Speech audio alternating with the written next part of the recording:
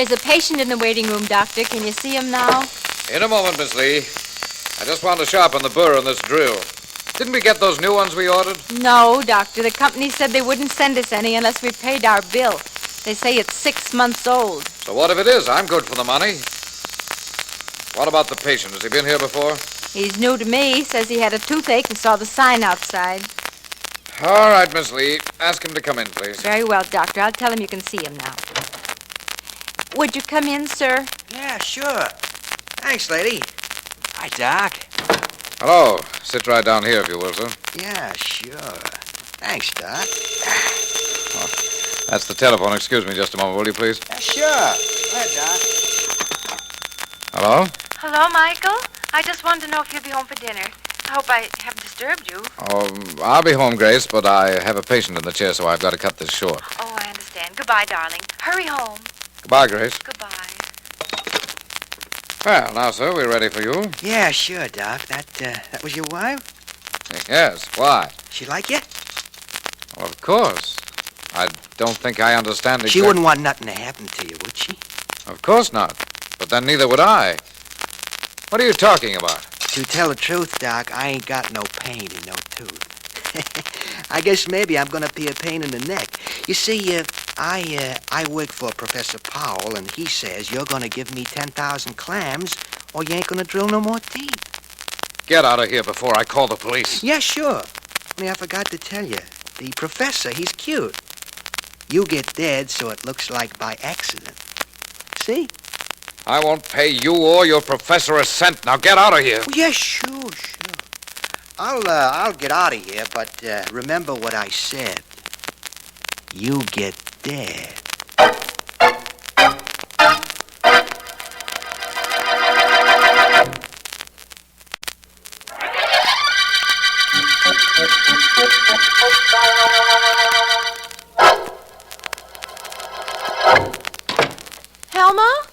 Helma, where are you? In the kitchen, Mrs. Butler. Right here in the kitchen. Good, I'll be there in a minute, as soon as I take off my things. Maybe you ought to come in now, Mrs. Butler. Maybe you ought to. Why, Helma, what's the trouble? Is anything wrong? Sure, ma'am, lots of things. Fact is, I don't know anything that's right. You promised to leave my money for me before you left this morning, and you didn't. You and your husband are rich. Why don't you pay me what you owe me? I'm sorry, Helma. I just don't happen to have the cash. I'll see that my husband, Dr. Butler, makes out a check for you as soon as he gets home. Well, you'd better. Fine people you two are. Hire a maid and then don't pay her. I don't like that, Mrs. Butler. Something better be done about it. I don't like being without ready money either, Helma. Something's going to be done about that, I promise you.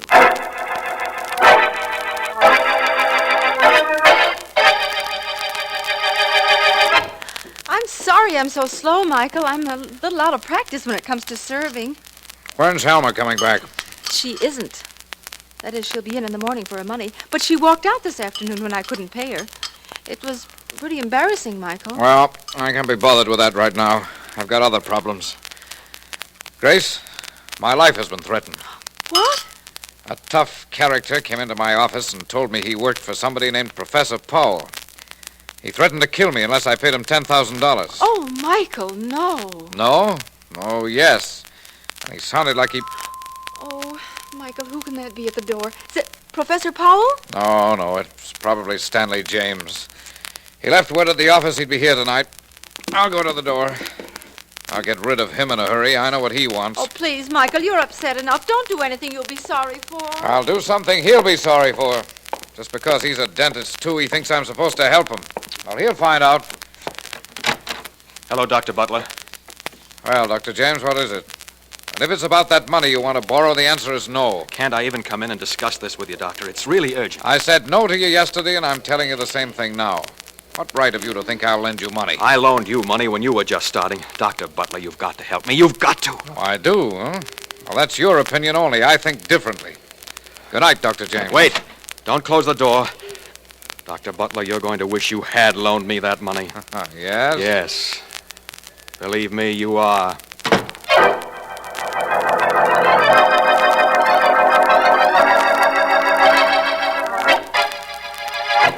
Professor Powell? I'm in here, Frankie. Come in.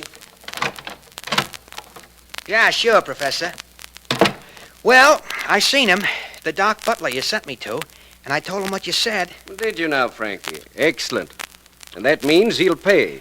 I ain't doubting you, you understand, Prof. But what makes you so sure? The fear of death, Frankie, my lad. The unreasonable but unqualified fear of being forcibly removed from this world.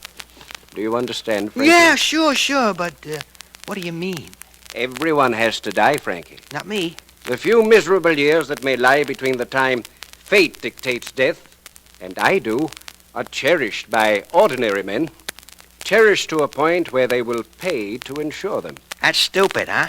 From their viewpoint, no. From mine, yes. Personally, I fear no death. This enables me to work without conscience or fear of consequences. And now, Frankie, to the business in hand. Yeah. Did this Dr. Butler say he would pay my $10,000 fee? He didn't say exactly. In fact, he practically tossed me out on my ear. Good. Good? Of course.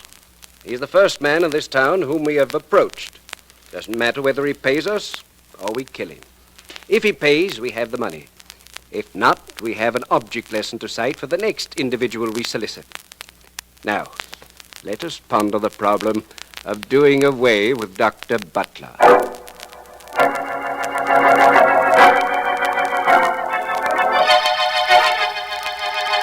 Philo Vance is outside. By all means, Miss Williams, ask him to come in. I've been expecting him.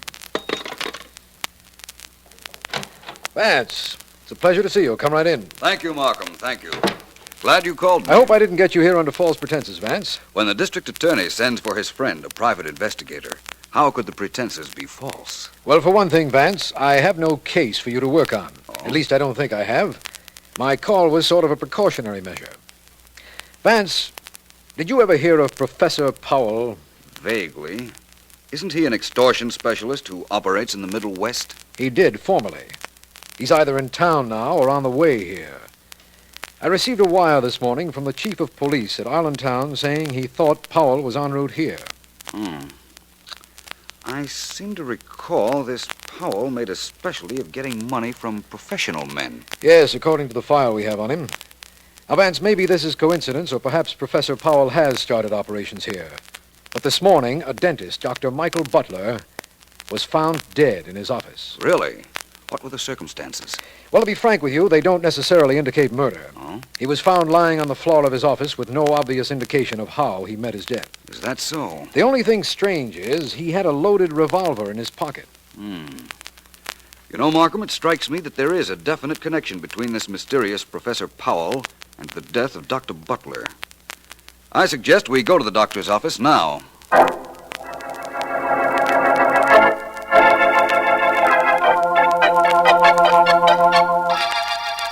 Would you close the door to the reception room, please, Markham? All right, Vance. I want to take a look around Dr. Butler's office.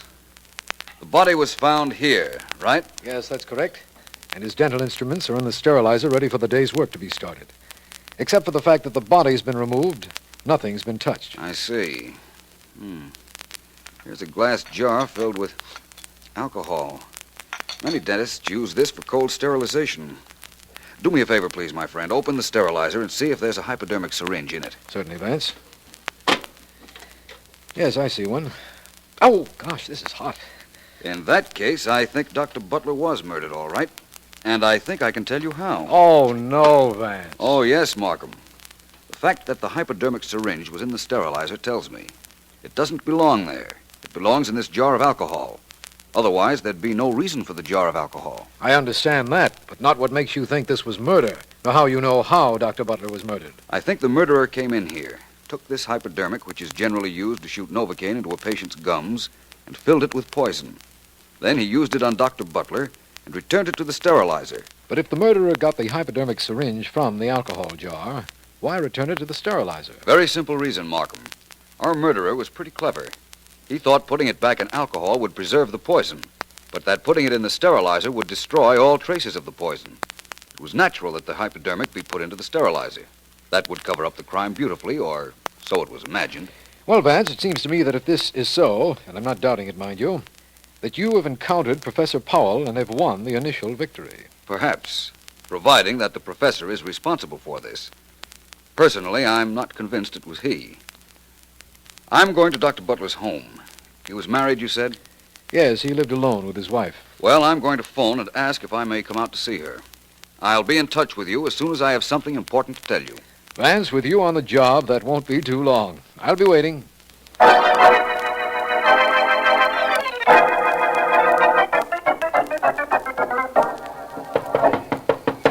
to answer. You can pound on that door till you're blue in the face, mister, only there ain't nobody home. No? No. The reason there ain't nobody home is because they knew I'd be here to collect the money they owe me. I'm Helma. I was the maid here till yesterday. My name is Vance.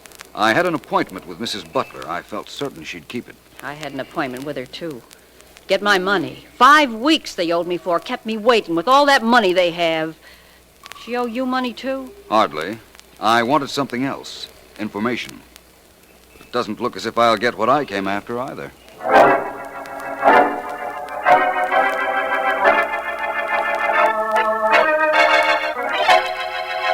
All I can tell you, Markham, is that I had an appointment with Mrs. Butler, but she wasn't at her house when I got there.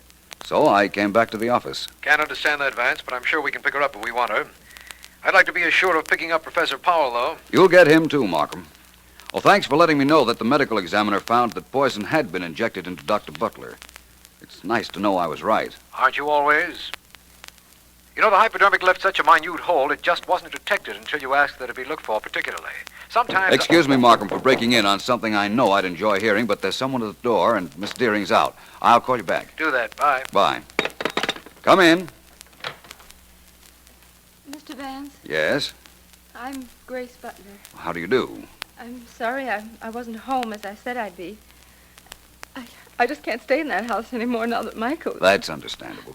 Please come in, Mrs. Butler. Thank you. May I sit here? Please do. Mrs. Butler, when I spoke to you on the telephone, you told me your husband had been threatened by a mysterious Professor Powell. Mrs. Butler, was your husband very wealthy? Yes, I suppose you would say he was wealthy. And you inherit most of his money? Yes. You're not trying to... I'm not trying to do anything except establish a clear picture of this case. You also told me of a threat made by a Dr. Stanley James to whom your husband refused to lend money. Yes. He hated my husband. And my husband expected trouble, Mr. Vance. Before he left home this morning, he put a loaded revolver in his pocket. Yes, I know. We've withheld that fact from the newspapers, but we found the gun. Now all that remains to be done is to find your husband's murderer.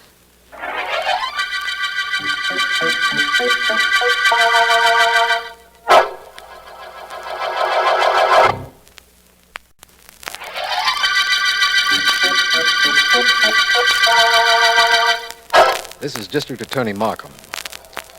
The Butler murder case opened with the death of Dr. Michael Butler. Philo Vance reasoned that he was killed by an injection of poison into his body, and later investigation proved this correct.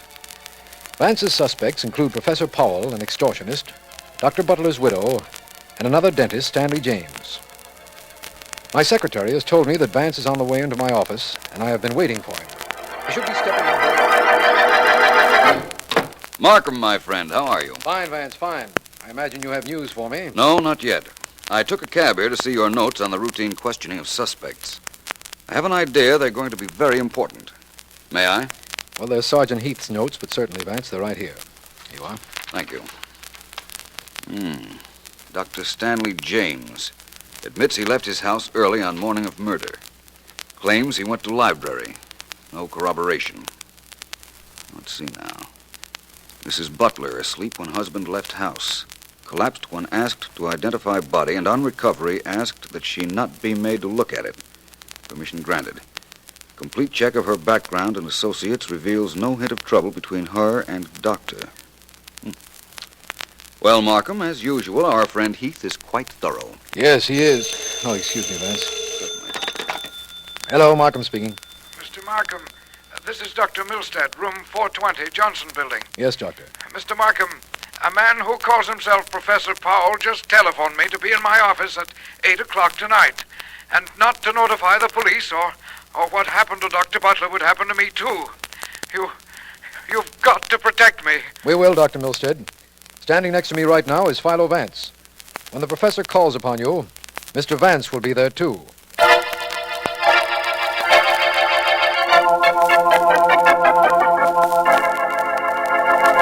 It's just 8 o'clock, Mr. Vance, and to be honest about it, I'm a little nervous. No need to be, Dr. Milstead.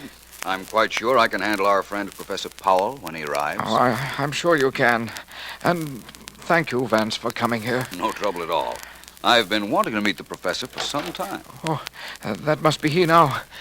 Professor Powell, It is I, Doctor. will you come in here, please? Oh, thank you, Doctor. Thank you. I thought you had another patient in here with you, and I didn't want to interrupt. I think you might prefer talking to me, Professor. My name is Vance, Philo Vance. Philo Vance. Well, I have an odd compliment for you, Mr. Vance. You, the mere fact that you are in this city, postponed my coming here for several years. Well, thank you. Of course, I realize it is no coincidence that finds you here in this office, Vance. Dr. Milstead, would you leave Professor Powell and myself alone for a bit? Oh, of course, Mr. Vance. I'll wait out in the reception office. Thank you, Doctor. Not at all. Well, Vance, this is indeed a compliment to my intelligence. Apparently, you wanted to meet me, eh? Definitely. I'm rather glad about it, by the way. You see, I think you're a killer, and I'm going to prove it. You mean Dr. Butler, of course. Well, it's quite possible that I didn't kill him, you know. He must have found out by now about his wife and that other dentist who hated him. As a matter of fact, I have. My compliments on providing suspects along with your murders, Professor Powell. Very considerate of you. By the way, what are your intentions in regard to Dr. Milstead? There are so many other doctors, Vance, and after all, Dr. Milstead did bring us together. He's perfectly safe, believe me. I'm sure he will be, now. Well, Professor Powell, I'm certain that this is au revoir, but we'll meet again. Believe me, we will, Vance. But the next circumstance may not be so pleasant for you.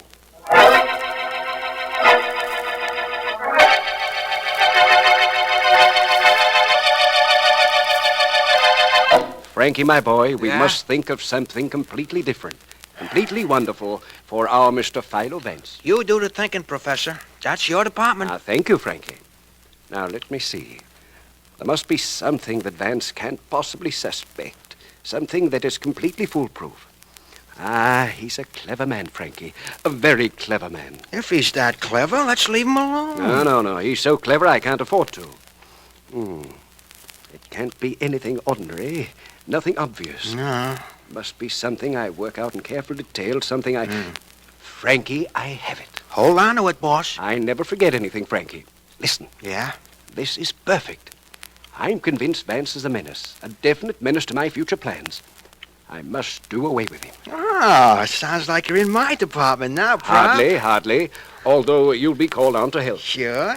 Frankie, Vance drives a 1944 Stanton convertible, dark green. Well, a lot of people drive green Stantons. That's right.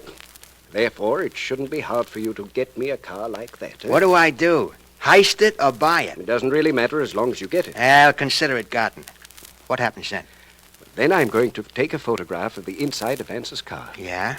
If there's a worn spot on the flooring, I'm going to duplicate it in the car you get me. I'm going to check his speedometer and fix our car the same way. I'm going to duplicate everything in Vance's car. You mean there'll be no way of knowing it ain't his own car when Vance climbs in? Huh? That's exactly what I mean. Uh-huh. And then, Frankie? Yeah? After I make our car an exact duplicate of Vance's, I'm going to fasten an explosive device to the starter and switch our car with his. How about keys, boss? He's gonna know it ain't his car from the keys. I think not. Huh? Vance has his car delivered from the garage. The keys are left in it. It would be a simple matter to put his key ring in our car. Hey, Professor, all I gotta do is get a car like Vance's and this thing can't miss, huh? That's right. You know, Frankie, I'm not sure as to whether Vance subscribes to my theory about the fallacy of prolonging life. But it would be a very good thing for him at the moment if he were reconciled to it.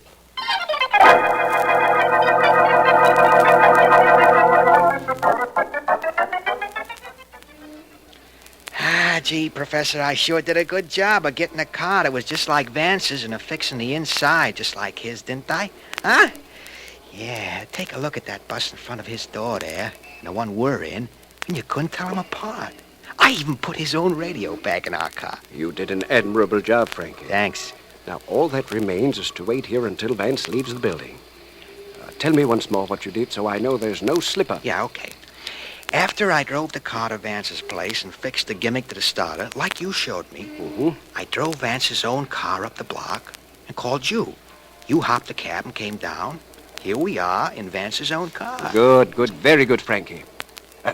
Here comes Vance and his friend, the district attorney, out of their building now. Yeah, boss, and they're heading for the car we gimmicked up. I don't think it would be wise for us to be in this vicinity after the explosion, Frankie. Perhaps it would be better if we left right now. Okay, boss, if you say so. Well, here goes. On with the ignition. Better hurry, Frankie. Yeah. Vance and Markham are getting into this car. On with the starter now. Here we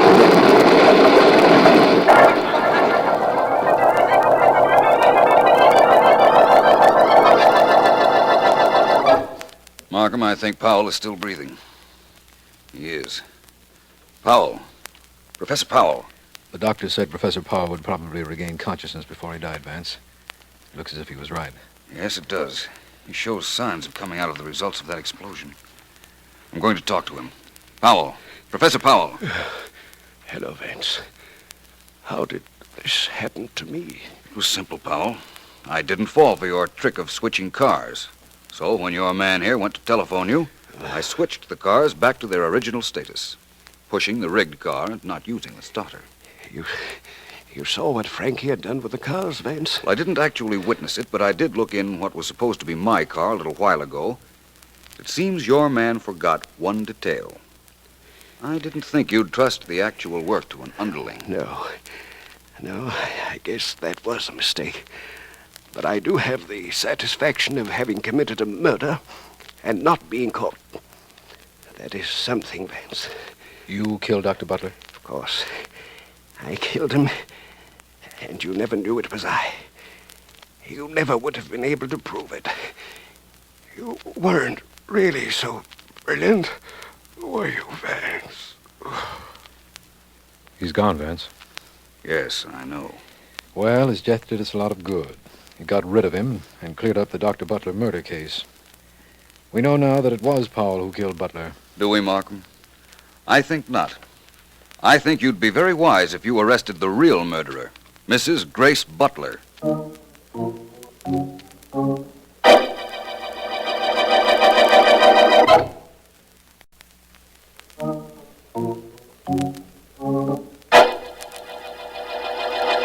Let's start with the motive, Markham. It was money. Dr. Butler was very rich, but Mrs. Butler was continually being embarrassed by lack of cash. When she heard about Professor Powell's threat to her husband, she decided to make sure the doctor died, knowing Powell would be blamed. That's reasonable enough. Of course. So she stole out of the house as he was dressing on the morning of the murder, came to his office, and waited for him with the hypodermic in her hand. She hid the hypo in her hand, put her arms around her husband as if to embrace him, and shoved the needle into him. Death was practically instantaneous. Yes. Then she went through the routine of putting the hypodermic into the sterilizer, trying to eliminate all traces of the poison. Well, that's all very well, of course, Vance, but why did Professor Powell insist he killed Dr. Butler? The colossal conceit of the man was responsible, Markham. He wanted us to think that he had committed a murder which couldn't be pinned on him. If he left that thought with us, well, he was content to die. Yes. Knowing his philosophy, that isn't hard to understand. Now, one more thing, Vance. What made you suspect Mrs. Butler? Something very definite, Markham. She told us she was asleep when Butler left the house the morning of his death. She never looked at the body, yet she knew her husband had put a loaded revolver in his coat pocket. She couldn't have known it unless she did see him that morning. When she denied seeing him, it could only be for the purpose of covering up the fact that she killed him. Tell me one more thing, Vance. How did you know that your car had been switched so that you, in turn, could switch it back? The cars were exact duplicates. Yes, they were, Markham, all except for one little detail. The gas gauge in my car wasn't working. It didn't register at all. When I got into the car in front of my door, turned on the ignition, and saw the register indicate it was half full of gasoline. I knew it wasn't my car. Oh, I see. Then I looked down the street, and there was my Stanton. So you figured out the professor's plan. Lucky for both of us I did, don't you think? Luck had nothing to do with it, Vance. Remind me never to commit a murder when you're around. You're reminded, my friend. And incidentally, while we're on the subject, You're also reminded that this is the end of the Butler murder case.